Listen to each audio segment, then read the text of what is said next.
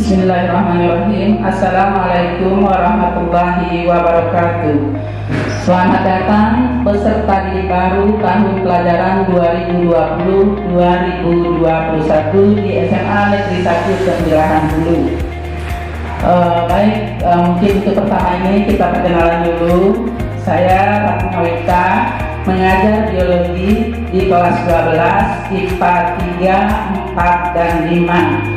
Nah, pada kesempatan ini kita akan membahas mengenai pendidikan karakter.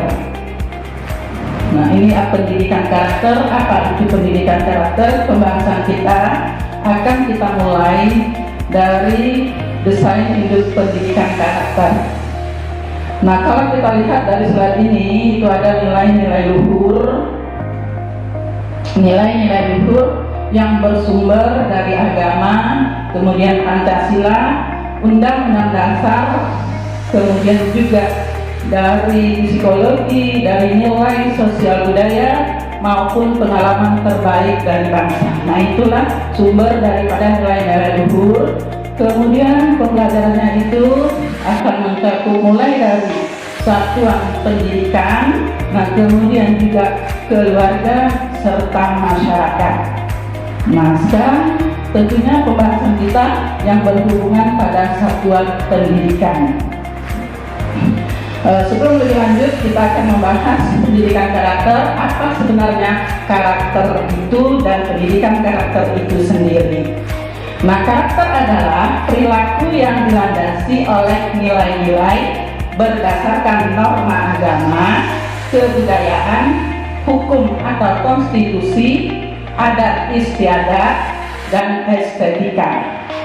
Nah, sementara itu untuk pendidikan karakter adalah upaya yang terencana untuk menjadikan peserta didik mengenal, peduli, dan menginternalisasi nilai-nilai sehingga peserta didik berperilaku sebagai insan kamil.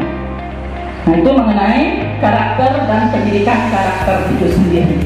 Nah, setelah kita mengetahui pengertian dari karakter dan pendidikan karakter, selanjutnya kita akan lihat lagi apa itu tujuan, kemudian fungsi dan media pendidikan karakter itu. Nah, dari tujuan kita melihat adanya bahwa tujuan pendidikan karakter itu adalah mengembangkan karakter bangsa agar mampu mewujudkan nilai-nilai luhur Pancasila. Sementara fungsinya yaitu mengembangkan potensi dasar agar berhati baik, berpikiran baik, berperilaku baik. Nah, selanjutnya fungsi yang berikutnya adalah memperkuat dan membangun perilaku bangsa yang multikultur. Memperkuat perilaku yang sudah baik, itu maksudnya. Kemudian juga fungsinya meningkatkan peradaban bangsa yang kompetitif dalam pergaulan dunia. Artinya itu menyalin budaya yang kurang sesuai dengan nilai-nilai luhur Pancasila. Selanjutnya pendidikan karakter itu juga memerlukan adanya media khusus. Apa media khusus untuk pendidikan karakter? Yang pertama keluarga. Nah, kemudian yang kedua satuan pendidikan, masyarakat sipil, masyarakat politik, pemerintah, kemudian dunia usaha, dan media massa. Nah, ibu semua di keluarga kita, pendidikan karakter itu sedari mungkin kita masih di dalam kandungan itu sudah tertanam dan sudah diajarkan oleh orang tua kita. Kemudian di satuan pendidikan, nah itulah yang kita dapatkan mulai dari kita sekolah di PAUD, kemudian sampai kita nanti ke jenjang pendidikan yang lebih tinggi. Kemudian skema pendidikan karakter di sekolah, nah yang merupakan nilai-nilai karakter itu, nah seperti halnya nilai luhur tadi, dia juga bersumber dari agama, kemudian dari Pancasila, dari undang-undang, juga bersumber dari psikologi, nilai sosial budaya, ataupun juga standar kompetensi daripada lulusan atau SKL dari suatu sekolah itu. Kita lihat bagaimana pendidikan karakter itu di sekolah. Yang pertama ada proses pembudayaan dan pemberdayaannya itu dimulai dari ekstrakurikuler, kemudian dari pembelajaran serta dari manajemen. Nah, itu ekstrakurikuler, kemudian pembelajaran serta manajemen. Kemudian juga ada perangkat pendukung, itu berupa berbagai macam kebijakan. Jadi kebijakan, pedoman, ada sumber daya, ada lingkungan, sarana dan prasarana, itu mengenai skema pendidikan karakter di sekolah. Nah, ini mungkin agak teori sedikit untuk bisa kita memahami mengapa pendidikan karakter itu penting. Kemudian ada beberapa aspek mengenai pendidikan karakter, aspek nilai karakter maksudnya ya. Kemudian ada budaya dan nilai karakter, ada aspek yang berhubungan dengan Tuhan, kemudian ada aspek yang berhubungan dengan diri sendiri, aspek yang berhubungan dengan nilai kebangsaan, kemudian aspek yang berhubungan dengan sesama dan lingkungan. Nah, apa yang berhubungan dengan Tuhan, bertakwa atau religius? Nah, di sekolah, waktu pembelajaran, pertama kali kita masuk, kemudian kita akan melakukan berdoa bersama.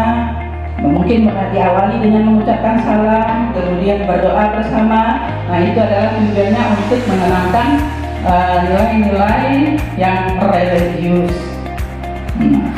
Kemudian dengan diri sendiri, jujur, bertanggung jawab, bergaya hidup sehat, disiplin, kerja keras, ataupun juga percaya diri, berjiwa-usaha, kreatif, inovatif, mandiri, mempunyai rasa ingin tahu.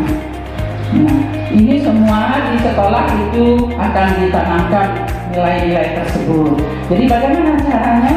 Ya misalnya jujur, sewaktu kita ulangan misalnya ada catatannya tidak boleh melihat buku, ataupun kalau memang dia open book, ya itu kan sudah kita sepakati bersama, sama-sama ya semua melihat buku. Nah, tetapi kalau dia tidak boleh melihat buku, ya seseorang pun tidak boleh melihat buku. Nah, itu adalah penanaman nilai-nilai kejujuran. Kemudian ada lagi nilai kebangsaan, nasionalisme dan menghargai keberagaman. Lalu pemahaman terhadap budaya dan ekonomi, itu nilai-nilai kebangsaan. Nah, nilai kebangsaan mungkin yang sering kita laksanakan seperti halnya waktu upacara bendera.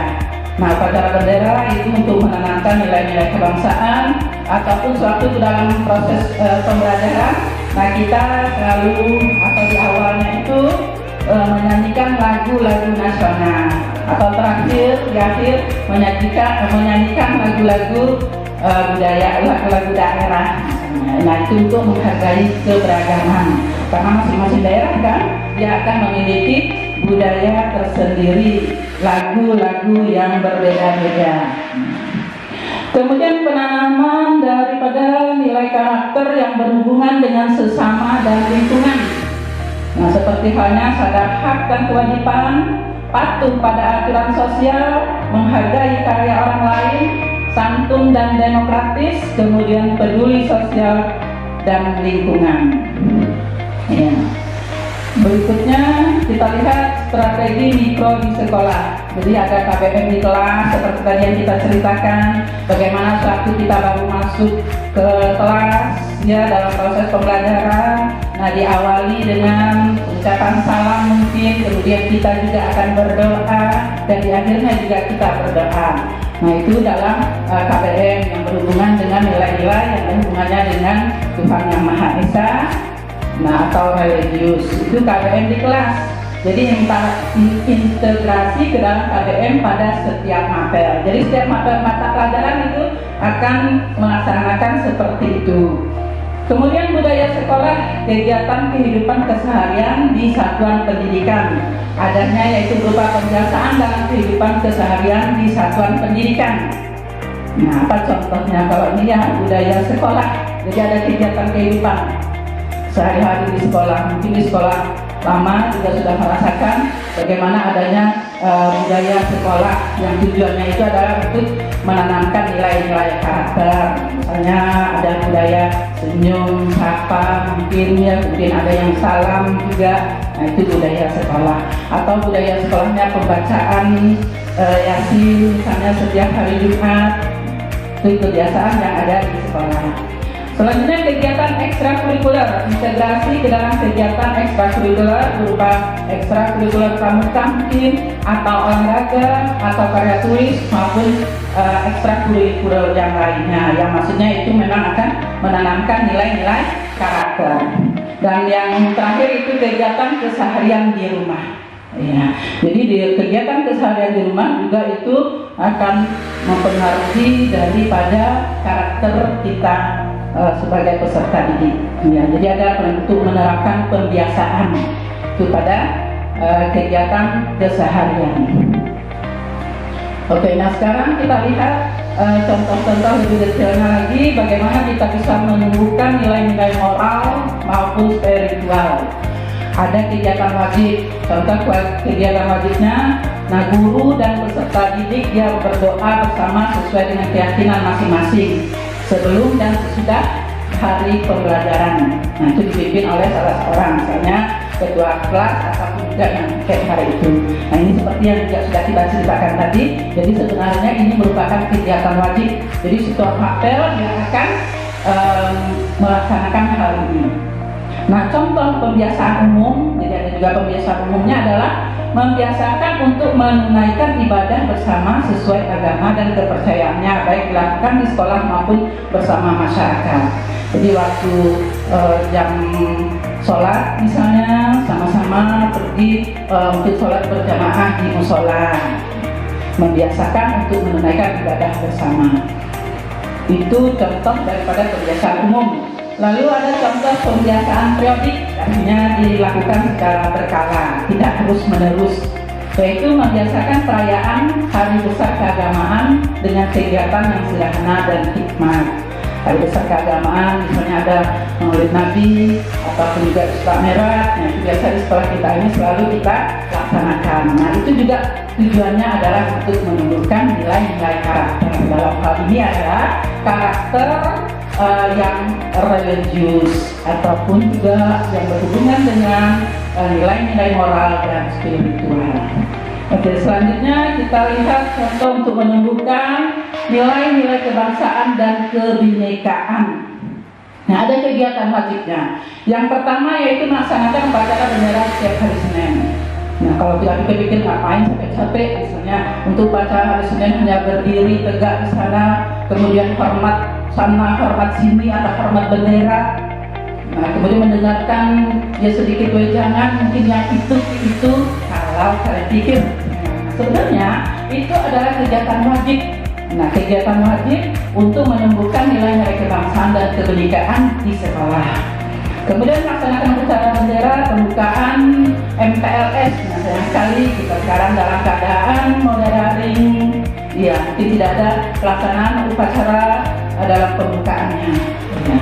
Kemudian sesudah berdoa setiap mulai pembelajaran, guru dan peserta didik menyanyikan lagu kebangsaan Indonesia Raya dan atau satu lagu wajib nasional. Jadi ini untuk kebangsaan dan kebinekaan.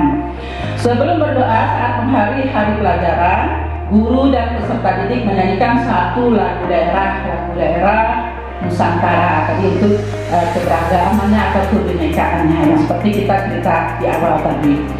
Nah, itu kegiatan wajibnya. Nah, contoh untuk pembiasaan umum apa dia? Yaitu mengenalkan keberagaman, keunikan potensi daerah asal siswa melalui berbagai media dan kegiatan. Nah, jadi ini bisa dilaksanakan tapi dalam bentuk kebiasaan umum saja. Kemudian contoh pembiasaan periodiknya membiasakan perayaan Hari Besar Nasional dengan mengkaji atau mengenalkan pemikiran dan semangat yang melandasinya melalui berbagai media dan kegiatan. Ini untuk menumbuhkan nilai-nilai kebangsaan dan kebinekaan. Ya, selanjutnya kita lihat yaitu mengembangkan interaksi positif antara peserta didik dengan guru dan orang tua. Apa kegiatan wajibnya? Yaitu sekolah mengadakan pertemuan dengan orang tua siswa pada setiap tahun ajaran baru mensosialisasikan, yaitu berupa visi, misi sekolah, kemudian aturan, materi, dan rencana capaian daripada belajar peserta didik. Nah, itu kalau keadaan yang biasa. Kita sekarang dalam keadaan luar biasa, yaitu daripada pandemi COVID, sehingga hal ini mungkin tidak bisa dalam waktu dekat ini kita laksanakan. Kemudian contoh daripada pembiasaan umum. Yang pertama yaitu memberi salam, senyum, dan sapaan kepada setiap orang di komunitas sekolah. Ya, tadi ada kebiasaan, mungkin ada 5S itu, ya, mulai dari senyum, sapa juga kepada salam. Guru dan tenaga kependidikan datang dari awal untuk menyambut kedatangan peserta didik sesuai dengan tata nilai yang berlaku. Nah, ini mungkin masih lebih baik atau tidak dirasakan di SLTT kemarin, ketika sampai ke sekolah, guru-gurunya sudah berbaris di halaman sekolah, kemudian menyambut yang siswanya yang datang dan bersalaman. Jadi ini juga tujuannya adalah untuk menanamkan nilai-nilai karakter yang berhubungan dengan interaksi positif antara peserta didik dengan guru dan orang tua. Lalu contoh pembiasaan periodik. Nah, pembiasaan periodik yaitu membiasakan peserta didik dan keluarga untuk berpamitan dengan orang tua atau wali daripada penghuni rumah saat pergi dan lapor saat pulang, sesuai kebiasaan atau adat yang dibangun masing-masing keluarga. Nah, kita di keluarga mungkin ketika akan berangkat sekolah pamit kepada ibu, kepada bapak, bersalaman, kemudian mungkin bisa juga cipika-cipiki misalnya sama orang tuanya, ya itu sesuai dengan kebiasaannya masing-masing. Kemudian secara bersama peserta didik mengucapkan salam hormat kepada guru sebelum pembelajaran dimulai, dipimpin oleh seorang peserta didik secara bergantian. Di biasanya ini juga ketua kelas umumnya yang punya kewajiban seperti itu, tapi memang akan alangkah baiknya kalau itu dipimpin oleh seorang peserta didik secara bergantian. Ya, jadi tujuannya di sini juga untuk menanamkan nilai-nilai karakter. Yang keempat, mungkin inilah batas terakhir nanti kita pembahasan kita hari ini, yaitu mengembangkan interaksi positif antara peserta didik. Jadi antara peserta didik satu dengan peserta didik yang lainnya. Nah, misalnya kegiatan wajibnya yaitu membiasakan pertemuan di lingkungan sekolah dan atau rumah untuk belajar kelompok yang diketahui oleh guru dan orang tua. Jadi mungkin di kelas itu dibagi beberapa kelompok. Nah, kemudian kelompok itu nanti masing-masing mereka akan melakukan kerja kelompok, yang mungkin kerjanya itu bisa di sekolah saja ataupun juga di rumah masing-masing sesuai dengan tugas dan tanggung jawab mata pelajaran itu. Nah, contoh pembiasaan umum yaitu gerakan kepedulian kepada sesama warga sekolah dengan menjenguk warga sekolah yang sedang mengalami musibah seperti sakit, kematian, dan lainnya. Jadi di kelas kita itu akan ada nanti mungkin seksi kekeluargaan, di mana seksi kekeluargaan itu dia bertugas nanti kalau ada temannya yang sakit, nah dia akan mengajak mungkin beberapa orang perwakilan atau jika mungkin memungkinkan itu ke satu kelas atau satu lokalnya itu yang pergi mengunjunginya untuk memberikan dukungan. Nah, itu kalau yang sakit, demikian pula kalau ada yang kematian. Contoh daripada pembiasaan periodik yaitu membiasakan siswa saling membantu bila ada siswa yang sedang mengalami musibah atau kesusahan. Ya. Mungkin untuk pembahasan kita hari ini mengenai pendidikan karakter dengan beberapa contoh, semua itu sudah kita alami, yang mulai dari PAUD kita tadi mungkin sampai kepada SLTP. Nah, kalau sekarang kita berada di SLTA, jadi semuanya itu ada maksudnya. Dalam hal ini hubungannya adalah untuk membangun pendidikan, untuk sebagai pendidikan karakter. Demikian, terima kasih. Wassalamualaikum warahmatullahi wabarakatuh.